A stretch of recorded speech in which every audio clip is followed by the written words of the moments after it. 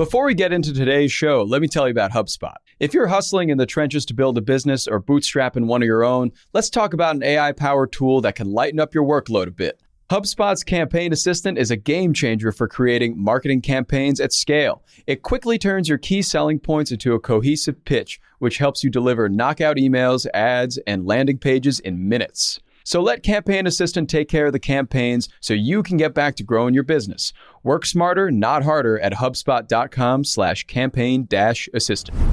Howdy, folks. It is Tuesday, May 23rd. I'm Jacob Cohen here with Rob Litterst, and you are listening to The Hustle Daily Show.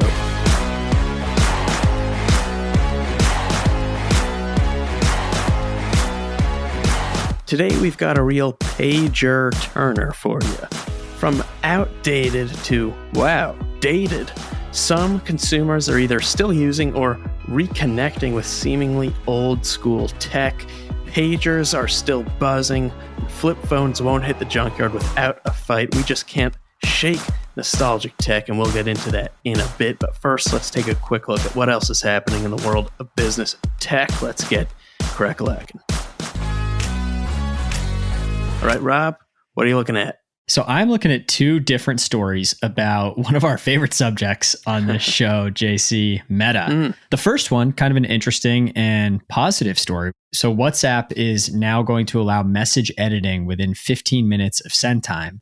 Zuck shared an example edit, and it basically showed a change from beast of luck to best of luck, which is obviously more correct, but way less funny.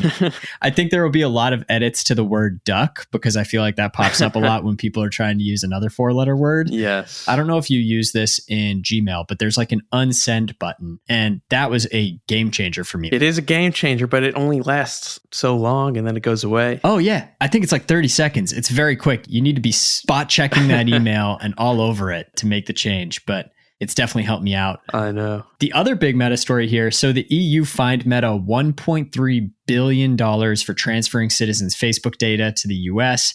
It is the largest such fine yet, but experts don't really think it'll do that much because Meta has a lot of money. And if we're looking at just a recent impact, the stock was up yesterday. So it doesn't really seem like this fine scared people too much. So I don't know what this means, but $1 billion slap on the wrist for Meta there. So what have you been seeing, JC? Yeah, so I've been following a bunch of interesting stories today. First one, I don't know if you saw this, but there was a real tough crowd the other day for Warner Brothers Discovery CEO David Zaslav's commencement speech at Boston University. Grads basically were chanting out, "Pay your writers," in solidarity with the still striking Writers Guilds of America while he was speaking.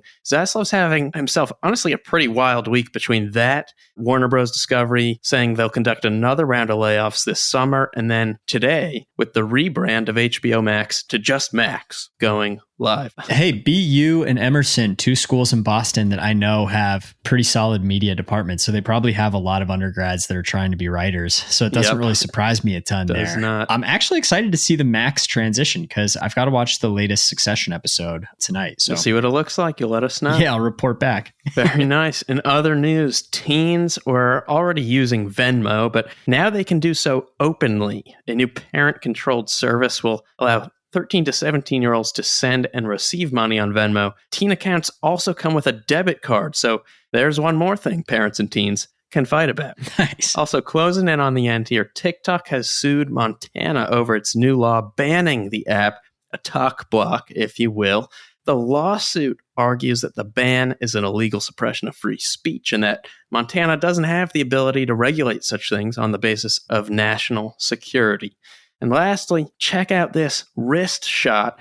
Amazon's biometric payment technology has added a new capability, age verification services. So Amazon One creates a unique palm print for you, and it pairs it with a credit card and then employs palm scanning devices at different points of purchase, which can now apparently include bars. So the company announced customers using Amazon One devices will be able to buy alcohol first at Coors Field, home of the Colorado Rockies, by scanning their palm. How about that? Crazy. I guess this is the end of, having your ID when you go into a bar. Which, I mean, is kind of a bummer because I know some people that are over the age of 21 get a nice little thrill when people card them. Oh, yes. Oh, well. Oh, yes.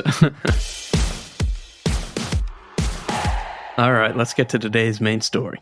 So, Rob, I was doing a bunch of research into the pager industry today. Love this. And I came across this old 90s ad. Maybe you feel bad if I call that old, but old 90s I don't feel bad, ad. JC. I know I'm old.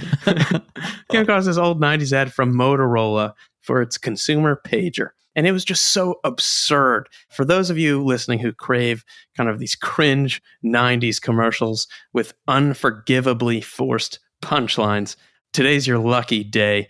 Just listen to this dialogue for a second between a son who really wants a pager and his dad who he's asking for a pager. So the son says, "Dad, I want a pager. I'm never going to take it to school, and your pages will always come first." And the dad says, "You do that for me? Wow. Would you do something else for me, though? Shave." Like, that was the ad. It was such a weird ad. Amazing. I feel like all that 90s nostalgia is just like waiting for people to tap back in. There's like so much cringy stuff. It was a strange time. I know. But hey, clearly good marketing if we're talking about it today, right? Exactly. Anyway, pagers are just one of a growing list of seemingly old school tech that people are either still just flat out using for a variety of reasons or are using for nostalgic reasons. And just to focus on pagers for a moment, because they are not something most people think about much anymore on a day-to-day basis. No. These one-way beeping communication devices. And they had their moments with teens, with business people, and with doctors for sure. And I think it's safe to say they are past their prime. But the point here, and a point that was outlined in a recent Wall Street Journal piece, is that they're not obsolete, not even close. Spock, this company that makes pagers and other communication technology for healthcare providers, for instance, says more than 800,000 of its pagers are still in use today in the US. That's down from 6.6 million in 2004, but still more than 800,000. It's not nothing. Yeah. And for today's doctors, studies show phones have overtaken pager use, though there are still many who use pagers, and even I saw on TikTok still are making a bunch of TikToks about their pagers and why they still use pagers and prefer to use pagers. And the Journal, for instance, also focused on a bird watching group that uses pagers to communicate amongst each other. So very interesting use cases. And by the way, Spock, this pager making company,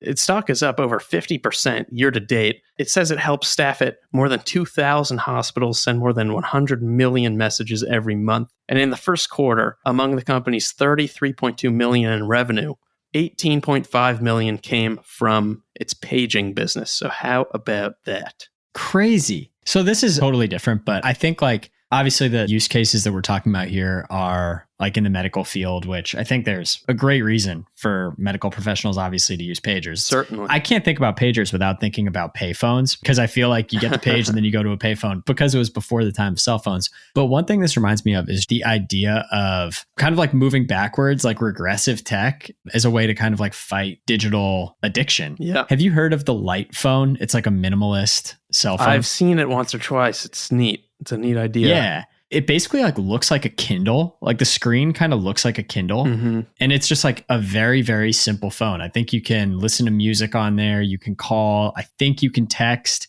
There's an alarm and there's a calculator or something like that. But really, there's like none of the apps and stuff like that that I feel like really pulls people in. Like there's no TikTok. There's no Instagram. Yep. The stuff that has people glued to their phones all day. It's an interesting idea. And I don't know. When I think of pagers, I think of like The Wire, which is not a use case that we don't want a bunch of drug dealers running around with pagers again. But that is a good use case, though. yeah, I do feel like there's something to be said for kind of like this nostalgic tech as a way to fight the kind of digital immersion that we found ourselves in. And a bunch of doctors I was reading say that that's why they still prefer using it, because it helps them focus, keeps their work separate from phones, which, you know, some doctors are communicating over their phones, but this, some were saying, helps keep things separate. Love it. And like I said, pagers are just one of these kind of old school gadgets still being used or brought back to life. In recent years, we've seen lots of different tech oldies return as consumer goodies. So, you know, I was looking earlier, Google's search interest in disposable cameras was the highest it's ever been in 2022, far greater in 2022 than it was in 2004. Wow. And that's relative interest. So it says a lot. And, Kodak is one of those companies you might have expected to go out of business years ago. And it turns out demand for 35 millimeter film has exploded. They've moved to 24/7 production. They've hired hundreds of people in recent years. Another instance, Samsung is out there pushing their Galaxy Z flip phones. So there we see another instance of this. And heck, we've done a deep dive on the resurgence of vinyl. So there's lots of different instances of this. I think the lessons here, first, just keep holding on to that tech, that iPod Shuffle in the nostalgia box under your bed. Second, go watch some 90s and early 2000s commercials. There's just something about those Betty Crocker ads that hit different.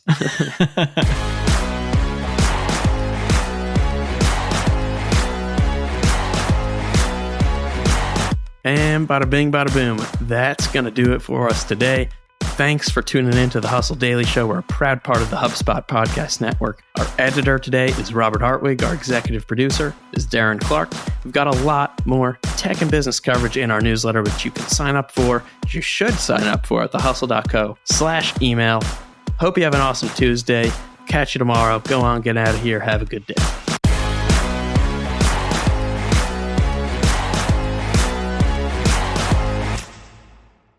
Let me tell you about a show that I've been loving lately. It's called Entrepreneurs on Fire. It's hosted by the incredible John Lee Dumas. It's available now on the HubSpot Podcast Network.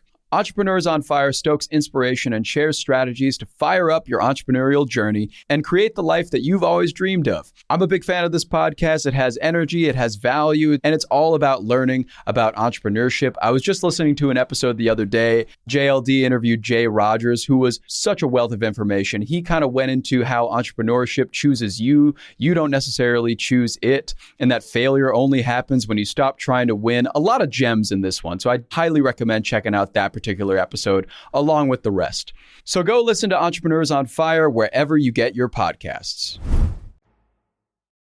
Hey guys, if you listen to the Hustle Daily Show on Google Podcasts, we want to let you know that the option will no longer be available pretty soon. Google is sunsetting its podcast app sometime in early 2024 in favor of YouTube Music, and we want to give you a heads up before it's too late, since that time's almost here. The Hustle Daily Show is available everywhere and anywhere that you listen to podcasts, like Apple Podcasts and Spotify. If you're using YouTube Music, we are there as well. If you're an Android fan, there are plenty of apps like Overcast, Pocket Casts, Player FM, and more. So just search for us wherever you decide to listen to your favorite podcasts.